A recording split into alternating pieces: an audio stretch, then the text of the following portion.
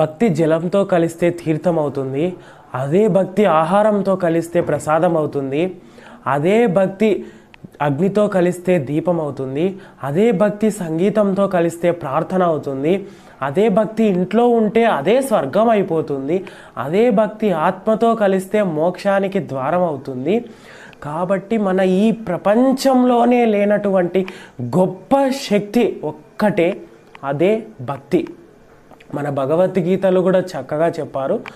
మశ్చిత మద్గత ప్రాణ బోధయంతః పరస్పరం కథయంతస్య మాం నిత్యం తుష్యంతి చ రమంతి చ అని మన భగవద్గీతలో చక్కగా గొప్పగా మన ఈ సృష్టిలోనే ఇంతకంటే గొప్ప శక్తి లేదు అని చక్కగా వర్ణించారు.